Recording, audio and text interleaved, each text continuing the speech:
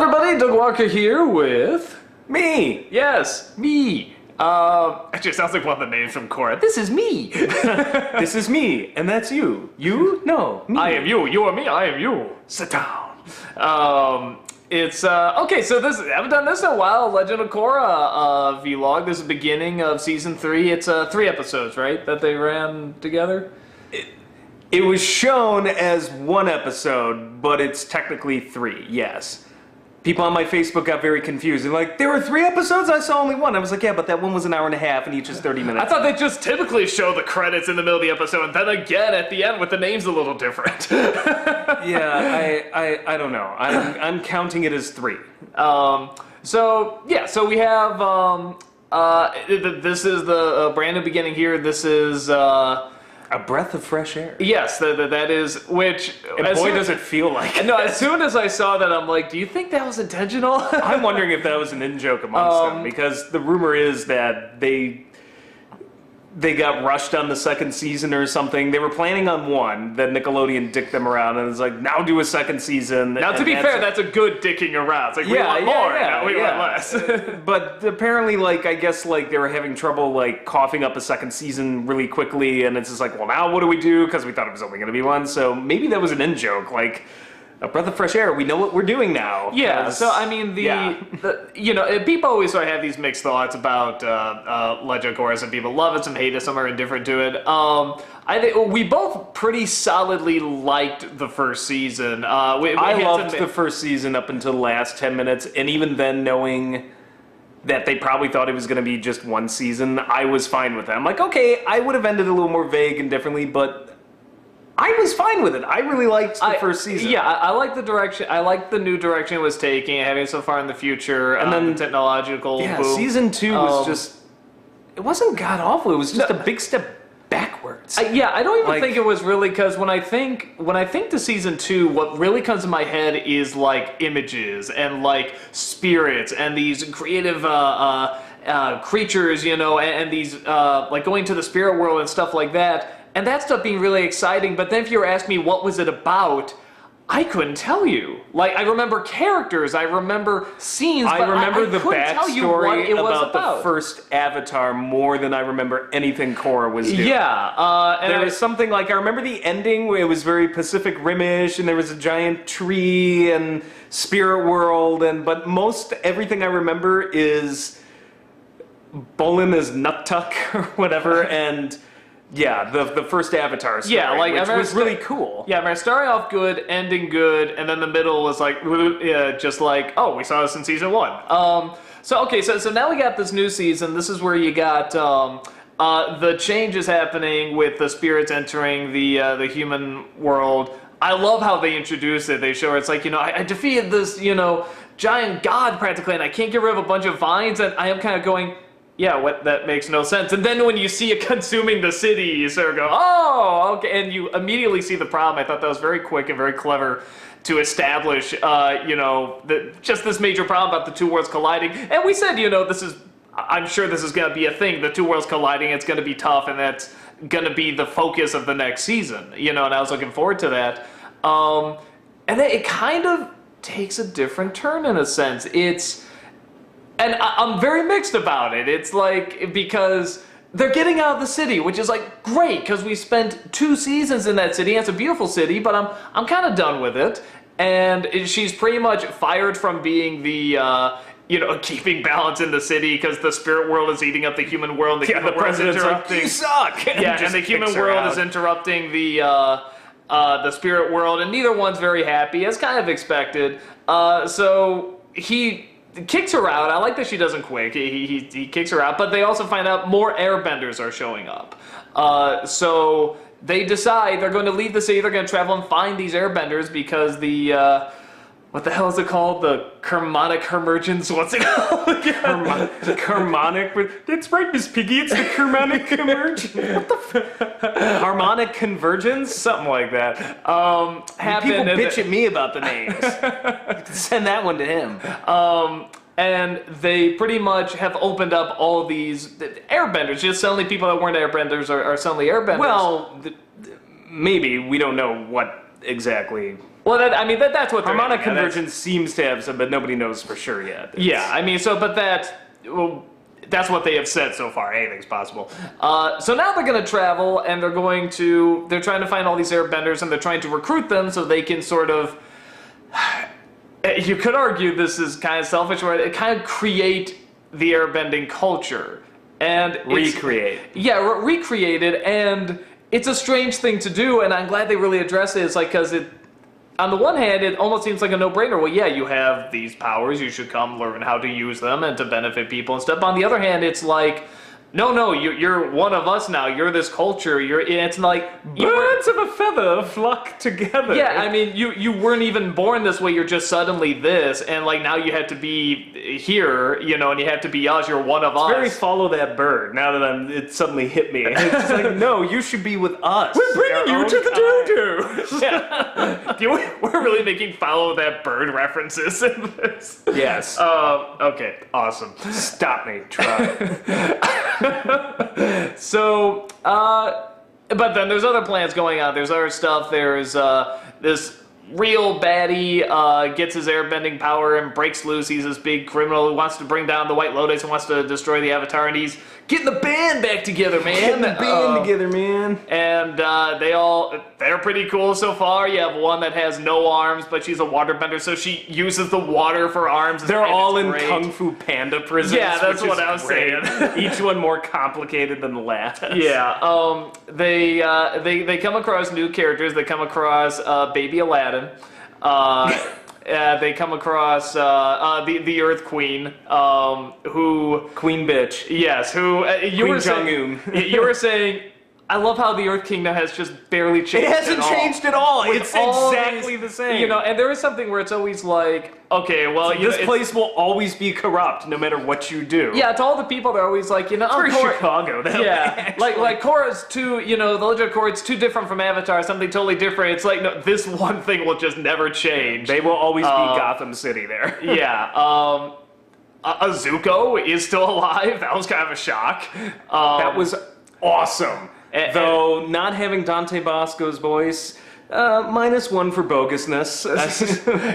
I'm half and half on that because I mean we both love Dante Bosco. He's incredible. But even as an old man, I'm wondering if even as an old man he's still gonna have that voice. It's like something's got to change at some point. Well, they had his grandson though, who looks like he's 40. With the same voice, and now they switched I don't know. I'm like, this is kind of weird. I mean, I was sort of thinking that too, but maybe my only guess is that maybe they are having this idea that they're going to have both those characters, and if you have that both would actually the same be my voice, guess, honestly. Yeah, but you could have altered his voice like in post, and because made it, like, no, deeper that and- wouldn't be against. You could like slowed it down or something, because I've done that before with. But yeah, the second I saw this with my wife first. Doug was out on vacation, but the second I saw the scar, we both were like, yes! No, honestly, the thing I was more excited about was that dragon, because like we haven't seen a dragon since like they were learning how to, the secret of firebending, and like that was such a huge thing that there were still dragons alive, and then it's like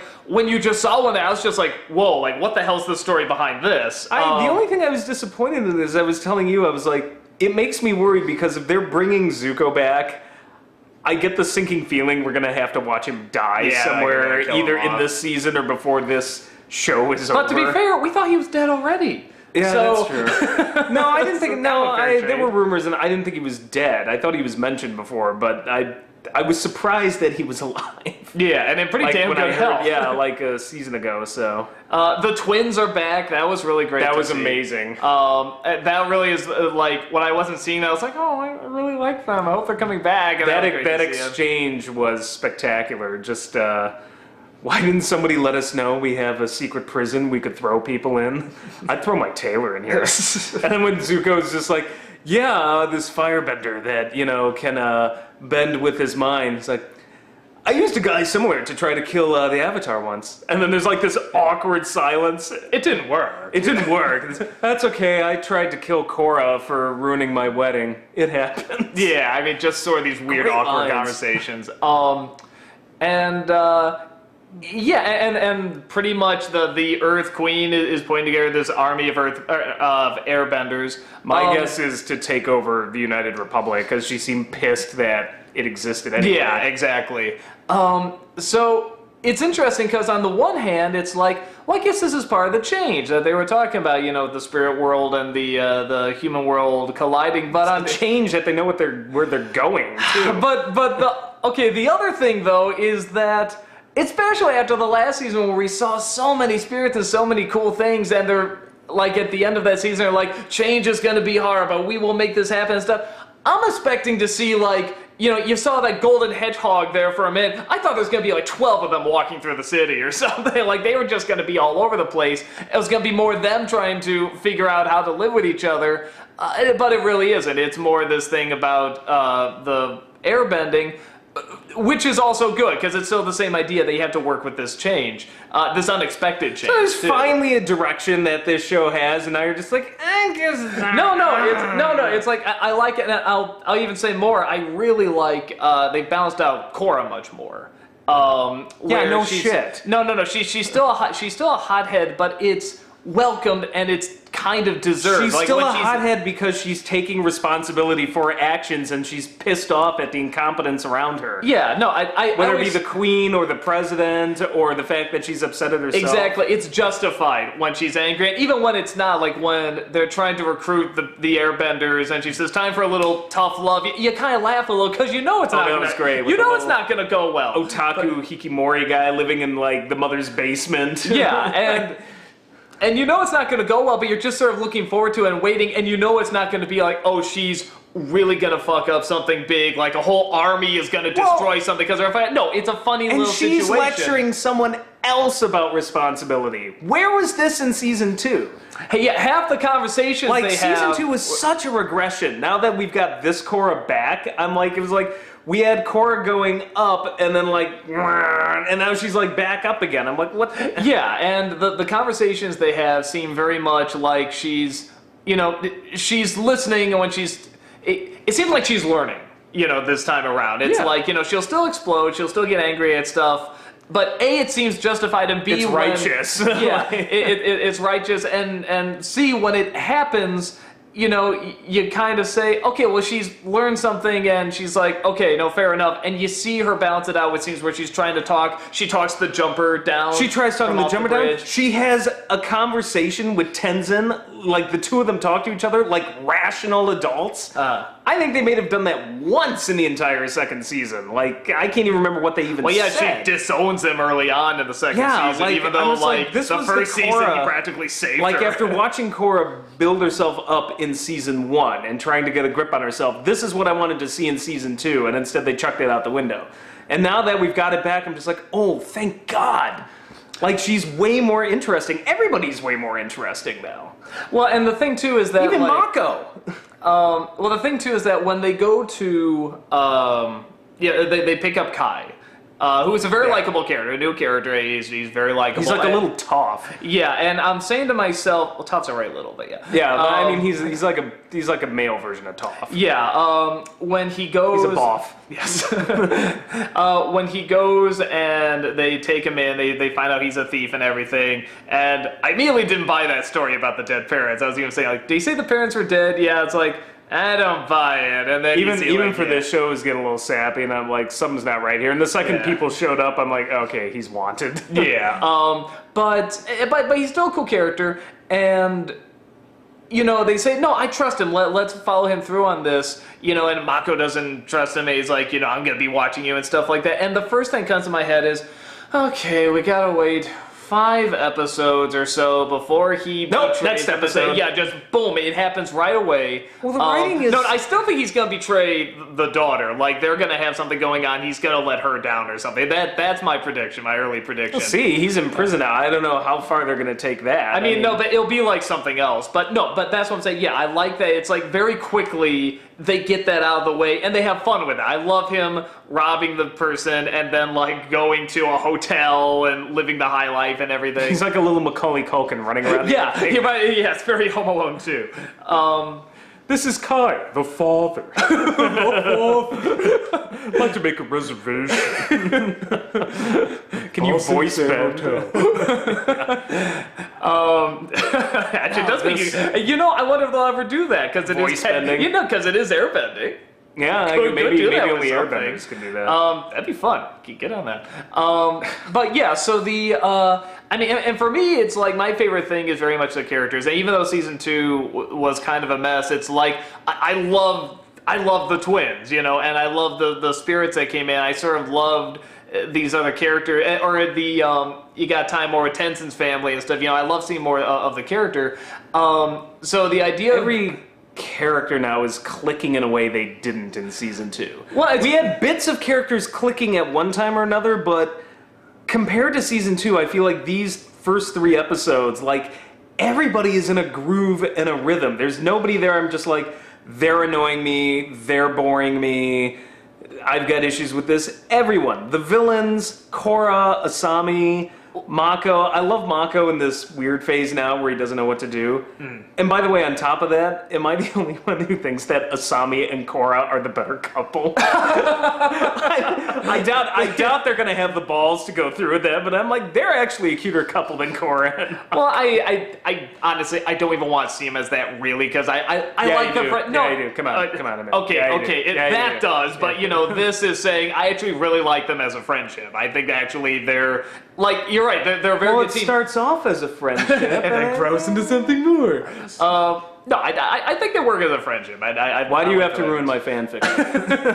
But no, something you're bringing up I think is very true, is that this is very much a team. It's a group. I think my favorite thing that it just felt the most like, Avatar: Last Airbender, and it was also funny, is when they're traveling, trying to convince people to come aboard. That was and great. you see that little icon of them traveling. You just see with this big Korra face, and then by the end of it, they're like, and it gets more and more sad by the end. And I was realizing that is, I think, a big part of what I was missing in season 2 that was in season 1, but not as much even here. Which is the group, and all these characters together, these characters you really like, are together and they're working off each other and they're interacting. I was really thinking about, like, how often did you see just all of them go on an adventure, all of them go somewhere? You really didn't. Part of it too is how much time was wasted rehashing the same stuff in season 2. Yeah, I mean, and I get what happened. I think they got under the wire. They had planned for one season, all of a sudden they're like, crap, and you have to basically almost just come up with filler because you're just like, I don't know what to do yet. And it's obvious they've worked out, and I'm hoping this will last, because it seems to me, at least by these first 3 episodes, they've worked out the kinks. They're like, okay, we know what we're doing now. We've got it. We've got the groove. We've got whatever. But the writing in these 3 episodes compared to season 2 is really tight. And yet what's weird is just like, how much actually really happened? When you look at Korra's side of the story, not a ton, but the way they intercut that with breaking the other villains loose, with Mako and Bolin finding their parents, with finding like, they managed to take something where not a lot of shit's really happening and pace it in such a way that it's still really interesting. Well, that is something I noticed about these 3 episodes, is that it did seem much slower than even Last Airbender or the other 2 seasons, and I was kind of noticing it, but I was like... See, for me, it felt like it was paced more like... it was still nice, but at the same time, I said, I trust them. I feel comfortable with this. I'm like, I'm fine just seeing them sort of work out, what they're going to do, where they're going to go, just sort of talking. And which is something I liked. I know I've had this disagreement with some people, but I like season 1 of Last Airbender because I kind of like that. There was kind of this slow, methodical pace that we're just kind of gonna figure this out as we go along. Well, I think the big thing, the reason I think it worked a little bit better in Avatar is because there was, I think this comes from that they were kids and that you have to train more like a kid show. But it is an advantage. There's much more energy. But now they have a more open. But part of it too is they have a more open-ended journey now. The thing is, in season 1, you had to fight Amon. You have a clearly defined villain, a political thriller plot. It just launches itself into it. Season 2 was weird because it started off so tight to the point that it was too busy. So much stuff happened in those first couple of episodes. Yeah, it was kind of like a rush. I was really excited. And then it just ground to a halt. And I would rather do it this way, where it's a little slow, a little methodical from the beginning, but seems to know where it's going, versus we're going to throw a whole bunch of shit at you in the first 2 episodes, and then we're just going to wander around in 100 circles, regress our characters, not know where we're going, to last 2 episodes, which will be amazing. Well, and that's pretty much what I'm thinking because as I'm watching this, because I remember the opening of season 1, the opening of season 2, and they were really strong openings. And, even though they had some problems, it's like they were really strong. And there was this sense of, oh my God, I'm excited. I can't wait to see more of this show. And then, especially with season 2, there's it got really bumpy and it sort of let you down. Well, really, like I said, I like season 1. I like season 1. Really kind of went bumpy and let you down in several areas until it came back at the end. And this one, it's just sort of this. It's not like, boom, here we go, you ready, here we go. It's just this very slow, mellow pace. Well, and that's how Avatar started out. It was, they found Aang, and then I think the Fire Nation comes in, give him up, but it's still slow moving. It's on this kind of steady track of, get him back. The end of episode 2 had some pretty good, you know what?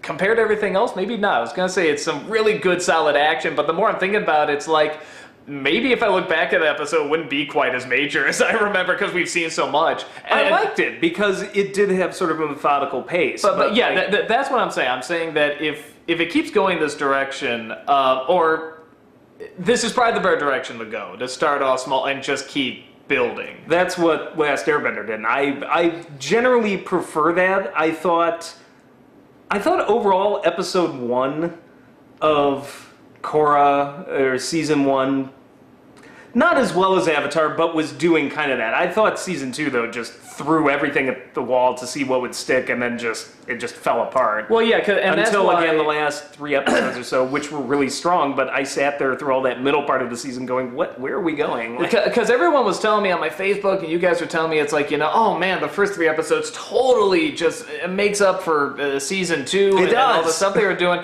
And so I was really expecting something kind of along the lines of the intro of season 2. So when I saw this, I was like, oh, that's not what I expected. It was actually kind of no, there was actual character. But at the same time, it was like, I want to know who these people are. I want to know where they're going. I want to know, like, they're setting up these characters, but you don't know everything about these them yet. These characters are interacting in an interesting way, having conversations like adults, approaching things like adults. Something about season 2 is that even though I like a lot of the characters in 2, you sort of got them just boom right away. Yeah. Like in the first episode, you sort of know what they're doing, what they're about.